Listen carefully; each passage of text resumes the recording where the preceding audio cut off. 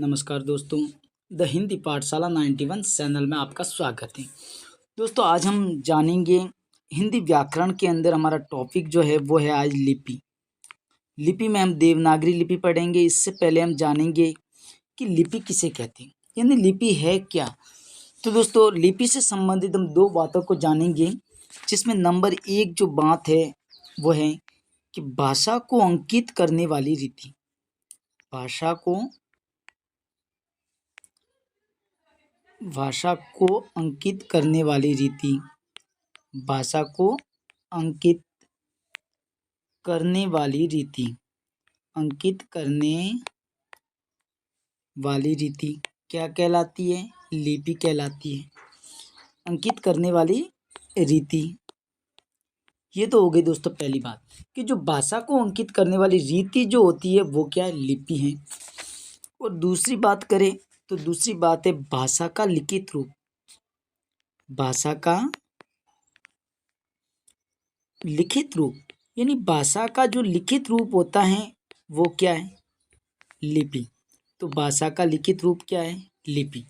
ये दो बातें दोस्तों ये स्पष्ट करती है कि लिपि किसे कहते हैं, यानी लिपि जो है वो भाषा को अंकित करने वाली रीति है, या फिर भाषा का जो लिखित रूप है वो क्या है? लिपि है। अब देखिए दोस्तों इसी प्रकार से अब हमारी जो लिपि, क्योंकि हम हिंदी भाषी है तो हमारी लिपि कौन सी है? हमारी लिपि है दोस्तों देवनागरी लिपि। कौन सी लिपि है हमारी? देवनागरी लिपि। ठीक है, देवनागरी लिपि। तो अब हम देवनागरी लिपि के बारे में संपूर्ण विस्तार से समझेंगे।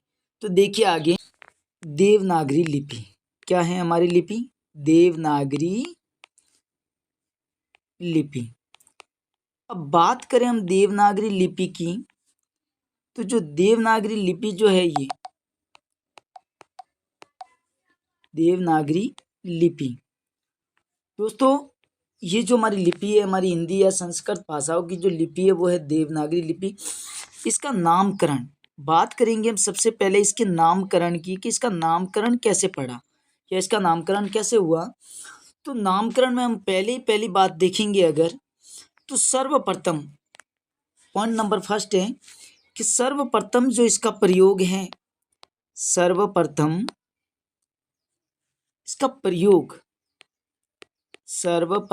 इसका प्रयोग गुजरात के नागर ब्राह्मणों ने किया। किसने किया सर्वप्रथम इसका प्रयोग? गुजरात के नागर ब्राह्मण। कहाँ के नागर ब्राह्मण? गुजरात के नागर ब्राह्मणों ने किया। ठीक है, सबसे पहले इसका प्रयोग जो है वो किसने किया? गुजरात के नागर ब्राह्मणों ने किया। गुजर नागर ब्राह्मण, यानी गुजरात के जो नागर ब्राह्मण थे उन्होंने सबसे पहले इसका प्रयोग किया, जिस कारण इसका नाम जो है क्या पड़ा? गुजरात के नागर ब्राह्मणों ने इसका प्रयोग सबसे पहले किया, तो इसका नाम जो पड़ा दोस्तों वो पड़ा नागरी। क्या पड़ा? नागरी, यानी इसका नाम नागरी लिपि पड़ा। इसी प्रकार से अब देखो आगे, उसके बाद देखे तो दूसरी बार यानी सेकंड प्रयोग जो किया, सेकंड प्रयोग इस प्रकार से हुआ कि संस्कृत जो है हमारी भाषा, कौन सी भाषा? संस्कृत। और संस्कृत को देव भाषा कहते थे। कौन सी भाषा कहते थे? संस्कृत को देव भाषा कहते थे। और संस्कृत को देव भाषा कहने के कारण संस्कृत जो है वो जिस भाषा में लिखी गई, संस्कृत जिस लिपि के अंदर लिखी गई, संस्कृत एक भाषा है, और संस्कृत जिस लिपि में लिखी जाने लगी, संस्कृत जिस लिपि में लिखी जाने लगी, ठीक है, तो संस्कृत जिस लिपि में लिखी जाने लगी उस लिपि को क्या कहा गया? उस लिपि को कहा गया देवनागरी लिपि। क्या कहा गया? देवनागरी लिपि कहा गया। क्यों? क्योंकि संस्कृत को देव भाषा कहते थे, और देव भाषा को जिस लिपि में लिखा जाए उसको देव, और लिखने की जो लिपि है, विधि है, उसको कहते हैं लिपि, तो वो देवनागरी नाम पड़ा।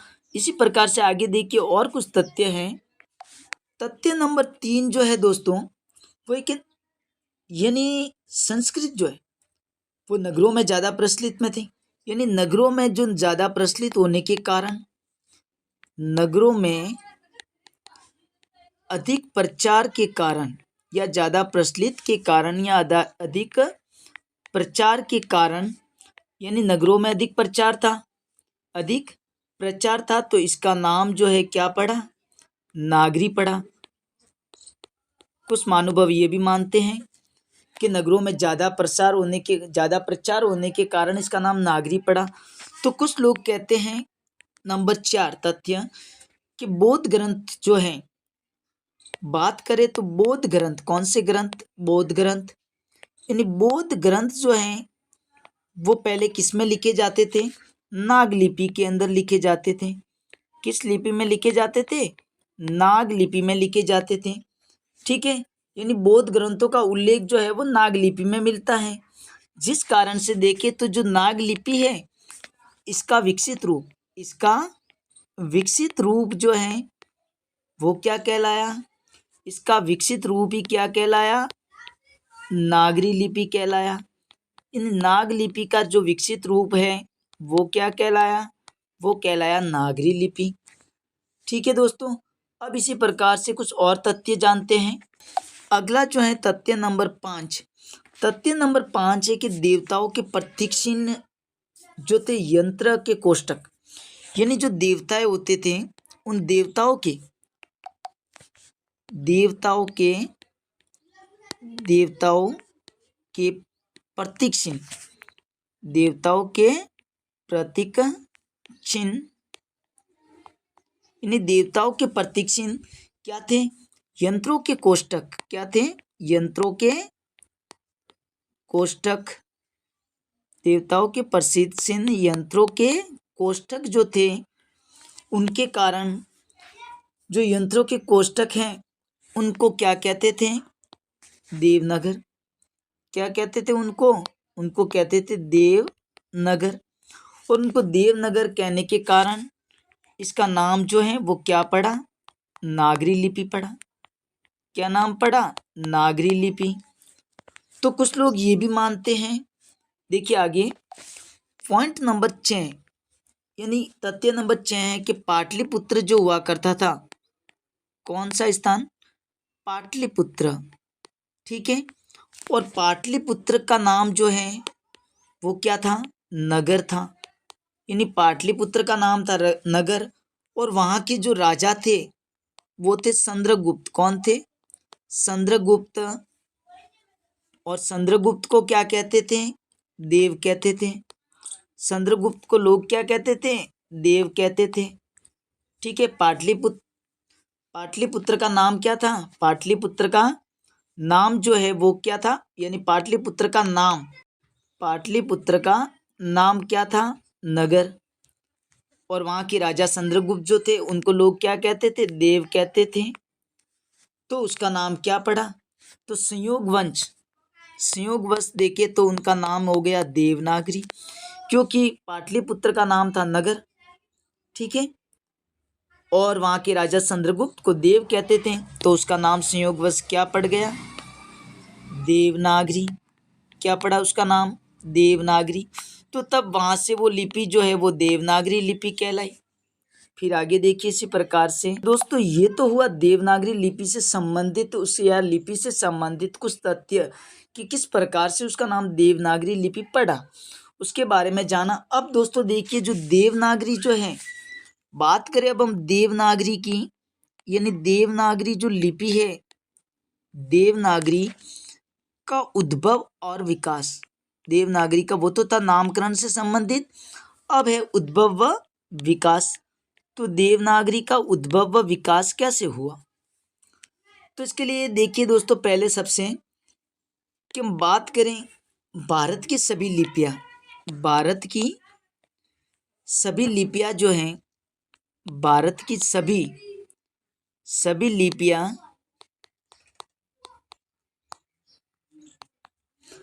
की सभी लिपियां जो हैं वो किससे निकली है, वो निकली है दोस्तों ब्राह्मी लिपि से। किससे निकली है, ब्राह्मी लिपि से। ठीक है, यानी भारत की जितनी भी लिपि है वो ब्राह्मी लिपि से निकली है। और ब्राह्मी लिपि की बात करें तो ब्राह्मी लिपि का सर्वप्रथम प्रयोग जो है, यानी ब्राह्मी लिपि का सर्वप्रथम प्रयोग किसने किया था? तो ब्राह्मी लिपि का सर्वप्रथम प्रयोग जो प्रारंभ किया वो कौन थे प्रारंभ करने वाले? तो वो थे वैदिक आर्य। कौन थे? वैदिक आर्य। यानी ब्राह्मी लिपि को प्रारंभ करने वाले, ब्राह्मी लिपि का सर्वप्रथम प्रयोग करने वाले जो थे वो थे वैदिक आर्य। और सबसे पुरानी भाषा यानी सबसे पुरानी जो लिपि है हमारे भारत की वो है ब्राह्मी लिपि। यानी सभी लिपियों की जननी कहे तो ब्राह्मी लिपि। इसी प्रकार से अब आगे देखिए दोस्तों, अब बात करें हम देवनागरी लिपि के उद्भव और विकास से संबंधित उसको और कुछ बातों का। तो देखिए हम बात करें गुप्त काल के अंदर, किसकी बात है? गुप्त काल की। और गुप्त काल जो है उस गुप्त काल के अंदर कौन सी लिपि प्रचलित थी? वो थी ब्राह्मी लिपि। कौन सी थी? ब्राह्मी लिपि। ठीक है, गुप्त काल में ब्राह्मी लिपि थी। और फिर उस ब्राह्मी लिपि के दो भेद हो गए, यानी दो भाग हो गए। दो भाग कौन कौन से? तो देखिए नंबर 1 और नंबर 2। नंबर 1 बन गई, यानी गुप्त काल के अंदर इस लिपि जो ब्राह्मी लिपि थे उसके दो टुकड़े हो गए। नंबर 1 बन गई उत्तरी ब्राह्मी। कौन सी बन गई? उत्तरी ब्राह्मी। ठीक है, एक तो बन गई उत्तरी ब्राह्मी और दूसरी बन गई दक्षिणी ब्राह्मी। दूसरी कौन सी बन गई? दक्षिणी ब्राह्मी। ये दोस्तों दो भेद हो गए उसके, यानी दो प्रकारों में, यानी दो भागों में बट गई जो ये लिपि थी ब्राह्मी लिपि। ये गुप्त काल के अंदर दो भागों में बट गई, उत्तरी लिपि और दक्षिणी लिपि। फिर उत्तरी लिपि की बात करें तो उत्तरी लिपि के अंदर गुप्त लिपि का विकास हुआ। किसका विकास हुआ? उत्तरी लिपि के अंदर गुप्त लिपि का विकास हुआ। यानी गुप्त लिपि का क्या हो गया? विकास हो गया। ठीक है, गुप्त लिपि का विकास हो गया। और दक्षिणी लिपि के अंदर यानी दक्षिणी ब्राह्मी की बात करें तो इसमें देखिए तो दोस्तों तमिल है। कौन कौन सी लिपि का विकास हुआ? तमिल। उसके अलावा ग्रंथ लिपि, तमिल ग्रंथ तथा मलयालम लिपि। इन लिपियों का जो विकास हुआ वो हुआ दक्षिणी लिपि से। और उत्तरी लिपि से जो विकास हुआ, एक तो गुप्त लिपि का विकास हुआ। इसके अलावा और देखें तो आगे देखिए दोस्तों, हम उत्तरी लिपि की बात कर रहे हैं, यानी हम बात कर रहे हैं उत्तरी लिपि की। किसकी बात कर रहे हैं? उत्तरी लिपि की। और उत्तरी लिपि के अंदर हमने कहा था कि गुप्त लिपि का विकास हुआ। और गुप्त लिपि यानी सबसे पहले हमने बताया था ना, गुप्त लिपि का विकास किसका हुआ? गुप्त लिपि का। और गुप्त लिपि के विकास के बाद ही सिद्ध मातृका लिपि का विकास हुआ। किसका हुआ? सिद्ध मातृका लिपि। सिद्ध मातृका लिपि। और सिद्ध मातृका लिपि के बाद विकास किसका हुआ? वो हुआ कुटिल लिपि विकसित हो गई। यानी सिद्ध मातृका लिपि के बाद कौन सी लिपि विकसित हो गई? कुटिल लिपि। कौन सी? कुटिल लिपि विकसित हो गई। ठीक है, और उसके बाद जो कुटिल लिपि थी दोस्तों, वो कुटिल लिपि फिर से दो भागों में बट गई, जिसमें एक तो बन गई नागरी। कौन सी बन गई? नागरी। और दूसरी बन गई शारदा। यानी नागरी और शारदा ये जो है दो भाग जो है वो कुटिल लिपि के दो भेद हो गए। फिर से एक नागरी बन गई, दूसरी शारदा बन गई। अब देखिए आगे और दोस्तों, कुटिल लिपि के दो भेद हुए, नागरी और शारदा। फिर नागरी लिपि जो है, नागरी लिपि जो थी उसके फिर से टुकड़े हो गए, यानी कि देवनागरी। ये जो नागरी है इसी को देवनागरी कहते हैं दोस्तों, ध्यान रखना। ये जो नागरी है यही क्या कहलाई? ये आगे चलकर देवनागरी कहलाई। क्या कहलाई? देवनागरी। और जो ये देवनागरी लिपि यानी जो लिपि जो है, नागरी लिपि जो है, ये फिर से दो भागों में बट गई। कितने भागों में बट गई? दो भागों में। जिसमें देखे तो नंबर 1 जो थी वो थी पूर्वी। कौन सी? पूर्वी देवनागरी। पूर्वी देवनागरी। और जो दूसरी थी वो बन गई पश्चिमी देवनागरी। पश्चिमी देवनागरी। यानी जो देवनागरी या नागरी लिपि जो इसके दो भेद हो गए, पूर्वी देवनागरी और पश्चिमी देवनागरी। पूर्वी देवनागरी की बात करें तो इसके अंदर दोस्तों और कुछ लिपियां है, जैसे कोमी, ठीक है, मैथिली, और देखें तो नेवारी हैं। ये सारी भाषा इसमें लिखी जाती है। उड़िया हैं और बंगला हैं, असमिया हैं। तो ये दोस्तों सारी भाषा किस में लिखी जाने लगी? पूर्वी देवनागरी में। और पश्चिमी देवनागरी की बात करें तो इसमें अपने गुजराती, पश्चिमी देवनागरी में गुजराती, राजस्थानी, और देखें तो महाराष्ट्री, इसके अलावा, ठीक है, महाराष्ट्री और देवनागरी लिपि का विकास हुआ। ठीक है, तो दोस्तों ये लिपि से संबंधित जानकारी हो गई। तो दोस्तों ये थी संपूर्ण देवनागरी लिपि से संबंधित जानकारियाँ, और आगे हम बहुत ही जल्द यानी कल की क्लास में हम आपको देवनागरी लिपि से संबंधित यानी उसके कुछ विशेषताएं और कुछ गुणों को एक ही क्लास में संपूर्ण 2 मिनट में पूर्ण करके आपको समझाएंगे अच्छी तरह से। तो दोस्तों आज की क्लास को हम यहीं पर पूर्ण यानी विराम देते हैं।